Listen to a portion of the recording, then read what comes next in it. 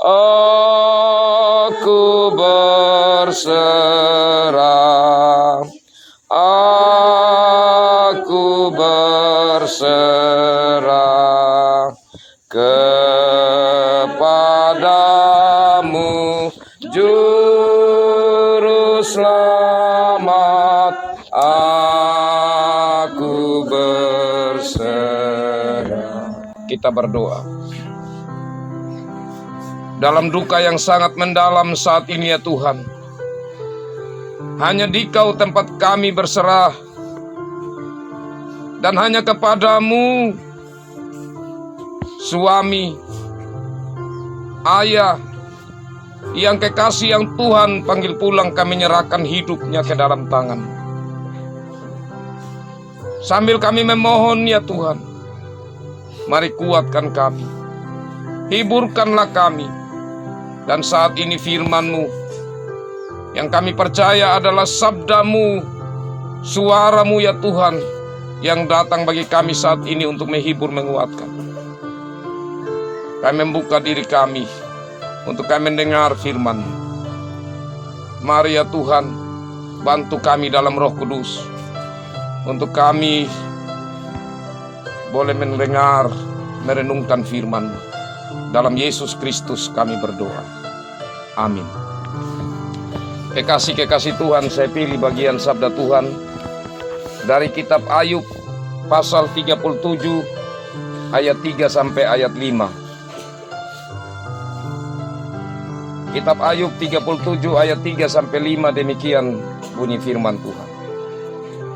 Ia melepaskannya ke seluruh kolong langit, dan juga kilat petirnya ke ujung-ujung bumi. Kemudian suaranya menderu, ia mengguntur dengan suaranya yang megah. Ia tidak menahan kilat petir bila suaranya kedengaran. Allah mengguntur dengan suaranya yang mengagumkan. Ia melakukan perbuatan-perbuatan besar yang tidak tercapai oleh pengetahuan kita. Demikian sabda Tuhan. Kekasih-kekasih Tuhan, dalam suasana duka yang mendalam ini, hal yang tiba-tiba saja terjadi, tentu kita bertanya, kenapa bisa terjadi seperti ini? Muncul pertanyaan seperti itu karena banyak hal dalam hidup ini yang tidak bisa kita mengerti, yang tidak bisa kita pahami. Banyak hal dalam hidup ini di luar dari kendali kita. Tapi secara iman, kita percaya bahwa tidak ada segala sesuatu pun yang terjadi terlepas dari kendali Tuhan. Firman Tuhan dari kitab Ayub ini menyatakan tentang kebesaran Tuhan, kedaulatan Tuhan, dan kuasa Tuhan yang sulit untuk dijangkau oleh kita manusia. Lewat firman Tuhan ini di kitab Ayub yang kita ikuti khususnya bagian akhir, ia melakukan perbuatan-perbuatan besar yang tidak tercapai oleh pengetahuan kita. Ayub menyampaikan ini. Pertama, karena Ayub mengalami sendiri 3 peristiwa yang mengguncang kehidupannya.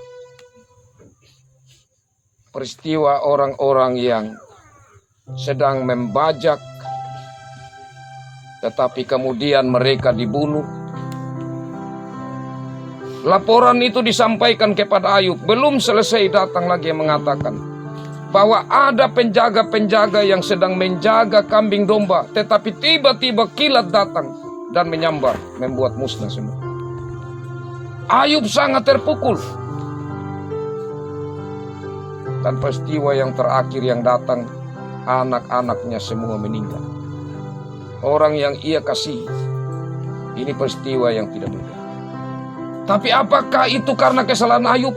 Tidak sama sekali. Tapi ini ada di dalam rancangan Allah dalam kehidupan Ayub. yang menggambarkan rancangan Allah dalam kehidupan manusia. Saya percaya bahwa almarhum kekasih ini adalah anak Tuhan yang baik. Ia hanya tahu untuk bagaimana di rumah dan pergi bekerja. Banyak peristiwa dalam hidup ini, Tuhan memanggil pulang secara tiba-tiba anak Tuhan. Itu bukan karena ia memiliki kesalahan. Karena itu ia dihukum oleh Tuhan, tidak. Ataupun keluarga dalam rumah tangga membuat kesalahan, tidak. Tapi ini adalah bagian dari rencana Tuhan yang kita hanya menyatakan, Tuhan kami tidak mengerti. Tapi kami percaya bahwa kekasih kami itu ada dalam tangan Tuhan. Bahwa kekasih kami itu berada di tempat yang penuh sukacita dengan Tuhan. Kekasih-kekasih Tuhan. Keyakinan itu harus kita pegang betul. Jadi bukan hidup matinya ada di tangan kilat, tidak. Hidup matinya ada di tangan alam, tidak. Sehingga jangan kita membuat yang macam-macam. Karena kita sudah orang Kristen dan kita percaya bahwa hidup dan matinya di tangan Tuhan. Firman Tuhan mengatakan, kilat pun ada dalam kendalinya. Dan kalau Tuhan mau memanggil anak yang kekasih ini sebagai seorang majelis jemaat, di dalam tangan Tuhan, itu cara Tuhan, itu kedaulatan Tuhan, itu kehendak Tuhan. Ini hal yang tentu membawa kita sebagai manusia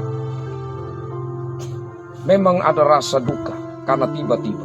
Tetapi secara iman kita harus kembalikan di dalam kedaulatan Tuhan.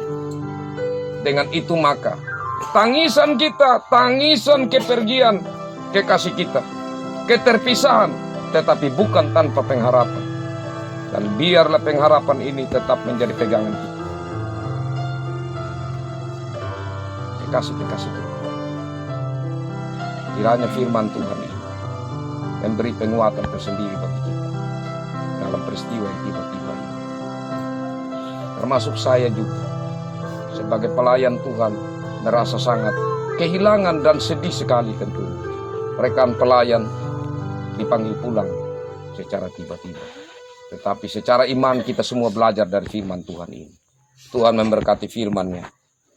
Memberkati mama kekasih, anak-anak, anak mantu, cucu, saudara, dan kita semua sebagai bagian dari keluarga. Sebagai bahkan satu persekutuan tubuh Kristus di Jemaat Pemadam. Amin. Mari kita kembali menyanyi dari Kidung Jemaat 460 bait yang ketiga.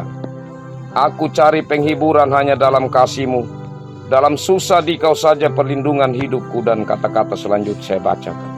Di depan sengsaranya, jangan kehendakku Bapa, kehendak-Mu jadilah. Jangan kehendakku Bapa, kehendak-Mu jadilah. Kita berdoa.